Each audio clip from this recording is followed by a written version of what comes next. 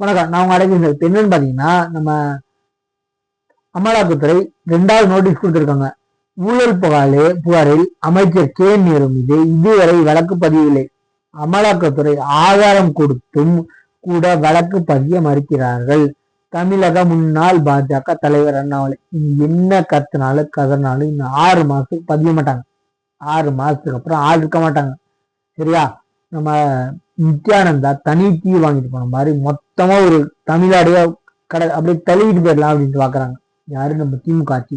கொலை கொள்ளை கற்பழிப்புல பேர் போன ஆட்சி, பேர் போன கட்சி யாரு? நம்ம திமுக. ஏன் சொல்றேன்னா, நம்ம ஆணவ கொலை, நம்ம பெண்மணிகளுக்கு சுதந்திரம் இல்லை. இந்த பொண்ணு குழந்தைக்கு கற்பழிப்பு நடந்த சம்பவத்துல அந்த பொண்ணு எதுக்கு 11 மணிக்கு போனா? வெக்கம் கேட்டவனுங்களா? ஒரு எக்ஸாம்பிளுக்கு, மெட்ராஸ்ல வேலை பார்க்குற பொண்ணு, ஏதோ ஒரு பொண்ணு, போலீஸா இருக்கட்டும், கான்ஸ்டபிளா இருக்கட்டும், இல்ல ஐடி கம்பெனில இருக்கட்டும், சொந்த ஊர் திருவண்ணாமலையோ கோயம்புத்தூரோ வேலூர், அந்த சொந்த ஊர் கிராமத்துக்கு போகுது, அது சுத்து வட்டாரத்துல கிராமத்துக்கு போகுது.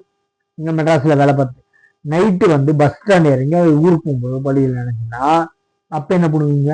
அந்த பொண்ணுக்கு என்ன அவசியம் ராத்திரில போய் பேசுறதுக்குன்னா, எந்த ஊர்ல இருந்தா அது பொண்ணு சும்மா போல பொங்கலுக்கோ தீபாவளிக்கோ ஃபங்க்ஷனுக்கு போகுது.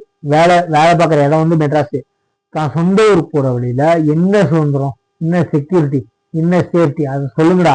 எதுக்கு அந்த பொண்ணு போச்சு? 11 மணிக்கு பேசுறதுக்கு என்ன அவசியம்? உனக்கு என்னடா? ஒரு பொண்ணு சுதந்திரமா வெளில என்னைக்கு போகுது, அது அன்னைக்கு தானே சுதந்திரம். சரி, அன்னைக்குதான் சேஃப்டி செக்யூரிட்டி. நீங்க உங்களை வேணும்னு உட்கார வைக்கல. மாற்று கட்சியில் இல்லாம இப்படி என்னையும் சேர்த்து மாற்று கட்சியில் இல்லாம தான் போட்டு உங்களை உட்கார வச்சிருக்கோம். நீங்க மிதப்புல இருக்காதீங்க. என்ன மிதப்புல இருக்கீங்க எனக்கு நல்லா தெரியும். காசை கொடுத்து ஜெயிக்கலாண்டு. இந்த 2007 நீ கோடியா ஒரு ஓட்டு கொடுத்தாலும் ஓட்டு போட மாட்டாங்க.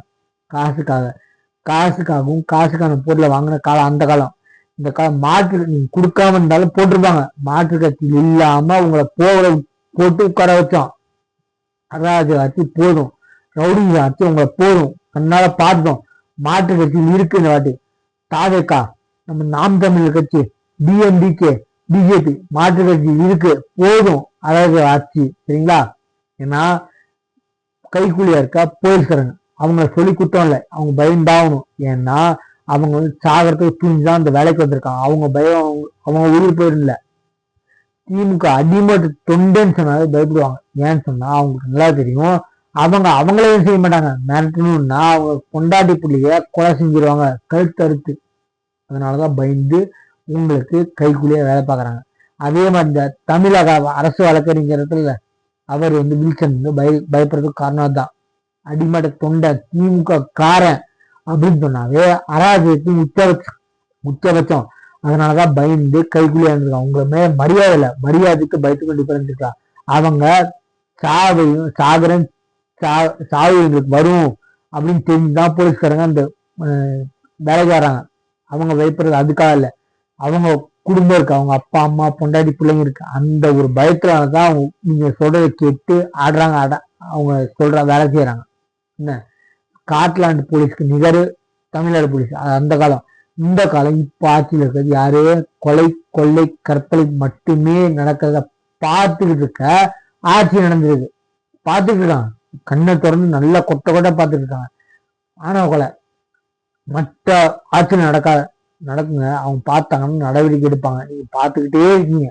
என்ன அப்ப நம்ம ஸ்டெர்லைட் துப்பாக்கி சூடு அதுக்கு வேணாரு யாரு? சிபிஐ வழக்கு வேணாரு.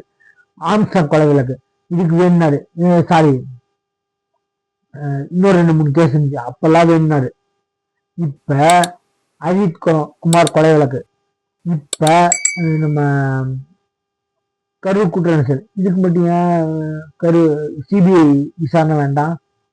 விளக்கேன பேசக்கூடாது. சிபிஐன்னா இப்ப இருக்க ஆட்சிக்காரங்க சொல்றதை கேட்டு இப்ப இருக்க போலீஸ்காரங்க எந்த ஒரு ஆட்சியும் நடக்க மாட்டாங்க, இல்ல நடப்பாங்க, கேட்பாங்க செய்தி கொடுத்து போலீஸ்காரங்க.